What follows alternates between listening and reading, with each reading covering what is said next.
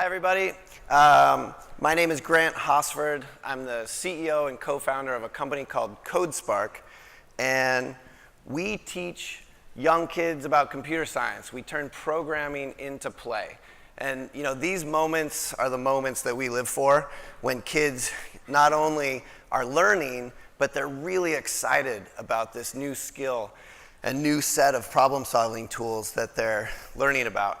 And I actually took 2 out of the 3 of these pictures. I was there, right? And so this girl on the right, after she solved this really difficult puzzle, broke out into, now watch me whip, now watch me nay-nay, right? And it was awesome. And this was a girl who refused to even try the app about 10 minutes earlier, right? And I had to bribe her with stickers to talk her into it. So creativity in today's world is changing, right? It used to be all about physical, local, kind of, work on things by yourself. But the world around us is quickly becoming digital. And, it feels a little scary, frankly, and I think all of us as parents worry about screen time and other things. But, screen time is here. We want to turn it into something positive. And what's very cool about screen time is how it gives kids the ability to use their imagination in an unlimited sense, right? I watch my daughters play Minecraft, and they will build entire civilizations in an hour. It's unbelievable. So we're trying to capture this. The way we do it for very young kids, our target age group is 4 to 9 or 10, is we have a no words interface. Now that does 2 things. It means that kids don't have to be able to read, and they don't have to speak English, right? So we have users in over 200 countries.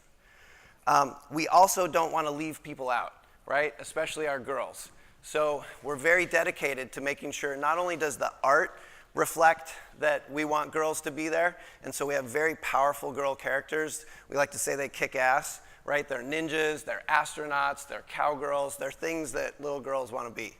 And we have an equal number of cool boy characters, but we don't have any trouble getting boys to try this. And then the biggest thing is we focus on how coding and creativity go together, right? How can you make something cool that you care about? And the way we do that is we introduce concepts through puzzles, very simple in the beginning. They get more complex over time. Once you've learned the basic interface and how to use these concepts, then we get you to start making. And so here we're doing some programming in a game. And this game was actually built, well, the one before was built by an 8-year-old girl. This was built by a 7-year-old boy. And you get the idea. So we let kids design, program, and publish their own video games. And kids now are making 10,000 games a day on our platform worldwide. We launched this company in 2014. My co-founder and I, he's also a dad. He's a computer scientist. He was a Lego robotics coach for 7 years. And in the first 2 years, we had about 2.5 million kids use our app, and it was really proof of concept. It was free. We partnered with code.org and some other important folks. The 2 years after that, we really started to accelerate our growth, and this coincided with releasing our creative tools. So when we let kids start creating on the platform, things really took off. We're a global partner with Apple for their Everyone Can Code initiative, and we work directly with the New York City Department of Education. Going forward, growth is going to come from continued partnerships and growth internationally. This is our team. We're intentionally baking a global perspective into our team DNA. We're 50% women, 50% minority, and collectively we speak 11 languages. They're all people from either AAA gaming or educational gaming or subscription services. That's what we care about. And they've all worked with kids in our target age group before. We like to say, pay attention to the company that we keep. We're backed by people who've been, active in ed tech for many years and who have a successful track record of investing. And our educational advisory board is, just absolutely top notch. We work with some of the top computer science professors around the country. Our model is the product is free for schools and libraries, but parents have to pay. And this is our growth in schools, right? So we're rapidly scaling up our teacher platform. That's leading to rapid growth in revenue, which is key, right? We want to be self-sustaining and build a big business. Our opening metrics in our first 18 months of our subscription service are very positive. LTV has grown from $50 a customer to $80 a customer in the last 6 months. So going forward, how are we going to get up to scale even bigger? It's a combination of these 6 things.